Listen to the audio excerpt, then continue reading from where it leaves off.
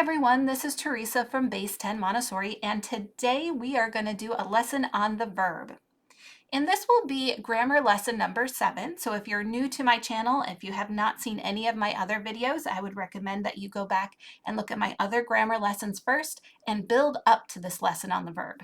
With that being said, before we begin, I just want to point out that you can use the time codes in my videos to help you navigate. So if there's a part of the video you don't need to watch or don't want to watch, make sure to look for those time codes so you can skip around. Also, all of my grammar videos are organized into playlists on YouTube, and I have 2 different grammar playlists. So let me go over that really quickly. So if you are here on my YouTube channel, you're going to see a little tab called Playlists. Now, I have a grammar short videos only playlist. That is a playlist for people who are already familiar with the grammar lessons and just need a 1 to 3 minute reminder on each one.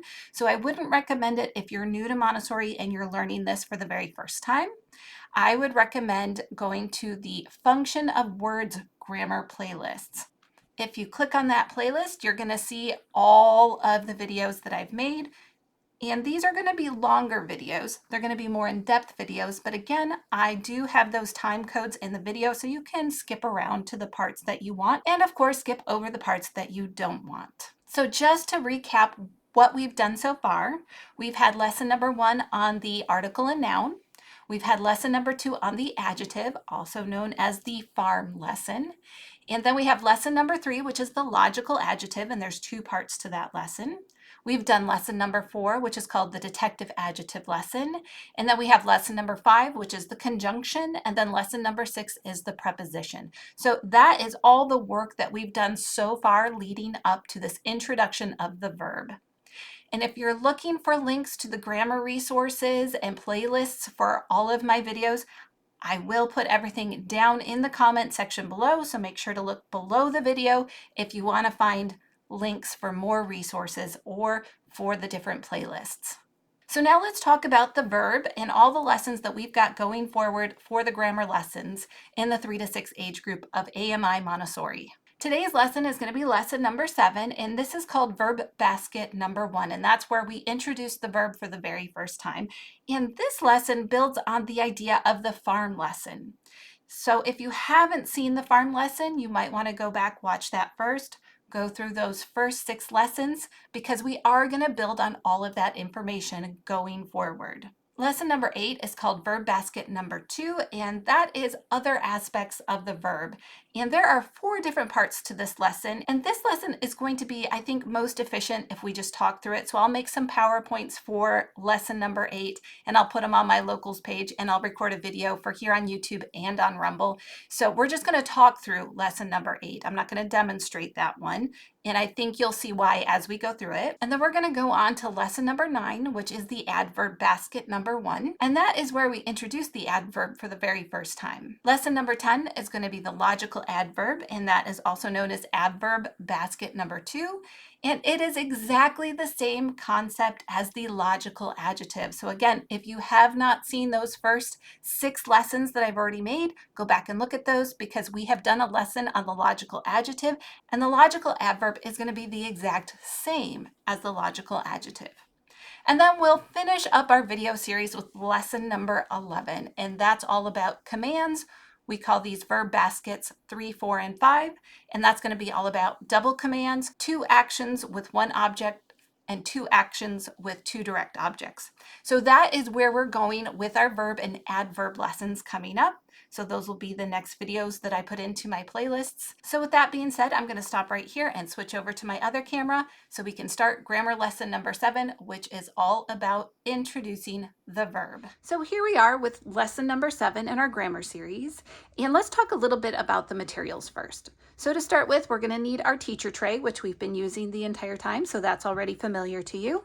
We're going to need our grammar box, and we're going to need verb basket number 1. But I'll show you what that looks like at the end of the lesson. And then the other set of materials that we need for the lesson is the farm. Now, ideally speaking, yes, the farm is the material that we use for this lesson. However, It does not need to be the material that you use.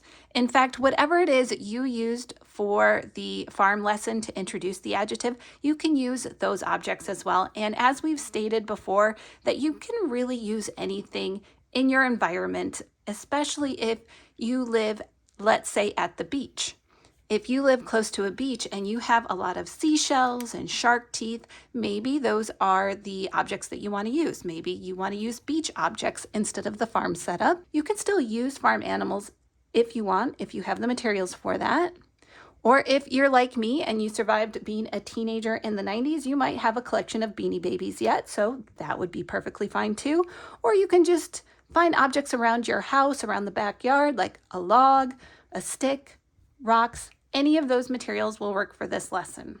So once you have those materials set up, we are going to invite our students. Now in AMI Montessori, in my training, we invite 2 students at once to do this lesson. And I'll show you why we do that at the end of this lesson. However, if you do not have 2 students, if you are homeschooling or if you're just in a really small school, it's okay. This lesson is very adaptable to your environment, so really just make it work for you, whatever works best for your environment. That's the really great thing about the grammar series in Montessori, is that it's very affordable and it's very flexible. So with that being said, let's start our lesson. So ideally, I'm going to invite 2 students to sit down with me for this lesson. And when I sit down for this lesson, I'm not going to start out using my teacher tray just yet. At first, we're just going to sit down and I'm going to say to the first student, can you bring me a horse? Now, of course, before this, I've already invited them to set up the farm and all the materials. And then that's when I would ask them to bring me something from the farm. So I will say, bring me the horse. And my student will bring me the horse. And I'll say, yep, you brought me the horse. Now you can take it back to the farm. And then I might say, bring me the bear. So the second student will bring me a bear. And I'll tell them they can take it back to the farm or whatever setup you have. And we'll go through this a few different times. Now we're going to switch. We're going to change. Now we're going to write something down. So let's take out our protector for our table. Let's get a strip of paper and our pencil. And let's write something down for our students. Now remember, because I am presenting this in AMI Montessori fashion, we're going to write in cursive. But when we read, like the labels I have right here, they're going to be in print. So we're going to write in cursive and read in print. So we're going to tell our first student, I'm going to write something down for you to bring me. All right, I have written something down. I'm going to give it to my first student to read. Once they read it, let's read it. Walk. And I'll say to my first student, can you bring me walk? And of course, they're going to say, no, I can't bring you walk. And then, of course, I will say to my student, well, if you can't bring this to me, can you do it? And of course, they'll say yes. So at that point, you can go ahead and invite them to walk. Once they do that, we can put our label to the side. And now we're going to go to our second student and write another word. Okay, so we've written another word, and we're going to ask our second student to read this word, and they'll read jump. And we'll say, can you bring me jump? And of course, they'll say, no, I can't bring you jump. And I'll say, of course not, but can you do it? And they will say yes, and that's when you can invite them to jump. As you can see, lessons on the verbs can get very active, and that can be a really great thing for your 6-year-olds, for your kindergartners. It can also get a little bit out of control. So you're going to have to think carefully about what verbs you want to put in your lessons. And you're also going to have to think about what space you have in your environment to do different verbs. There are some teachers who include the words run in the verb lesson. So if you want your students running in this lesson, if you want them running around the classroom, then go ahead and put the word run in. But if you don't, just make sure you know what's in your verb basket and whether or not you want to see that behavior before you put it in your verb basket. Now, that being said, if you know that your kindergartners can read these words and handle that movement and that action responsibly, you're going to have the whole rest of the classroom looking at them and saying, oh my gosh, I want to do that lesson. And when you do that, when you do lessons like this, where it can be a little bit different, like you get to break some classroom rules like run, then that provides some motivation for children to learn their grammar lessons. You can say, well, that's really great. You want to do the lesson where you get to walk and jump and run in the classroom.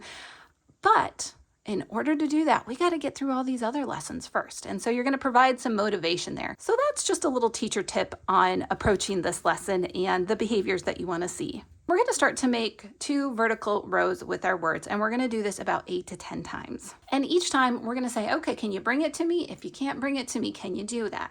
So I'm just going to show you what it looks like to do 4 words, but ideally you want to do 8 to 10. But right here we have walk, jump, sing, clap.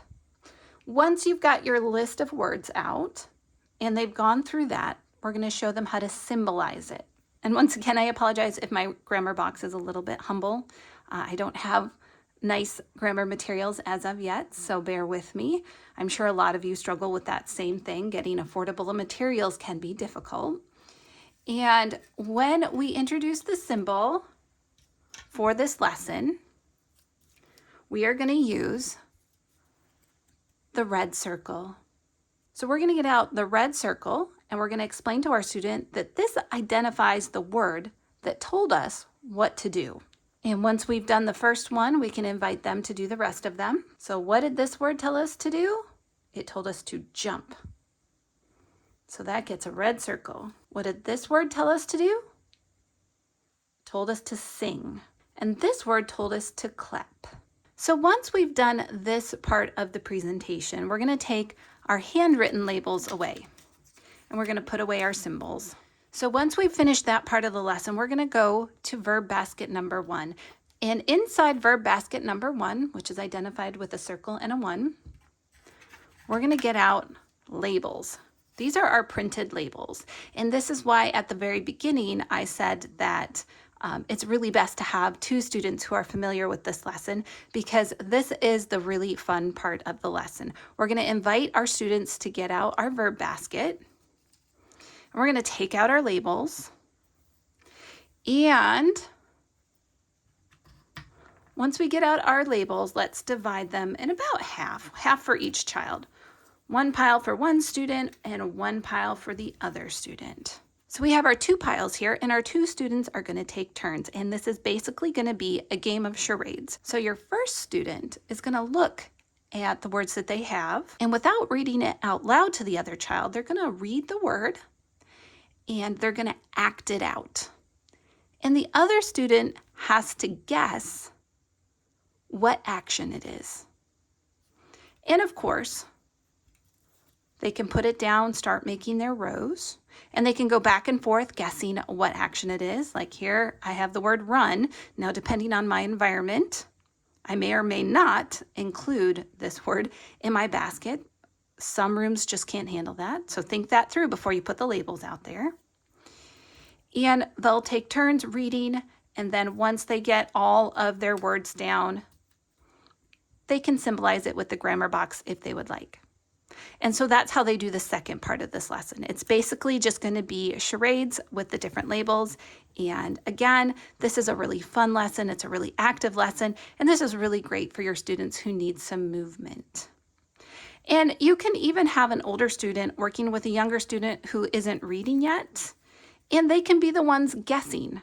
So your older student who has the verb lesson can go through and read these words, do the action, and maybe they have 1 or 2 younger students that want to guess what it is that they are doing. So again, this lesson is really flexible. It really just is a starting line for you to decide how it fits best into your environment. So that's it. That's the verb lesson for today. I hope you've liked this.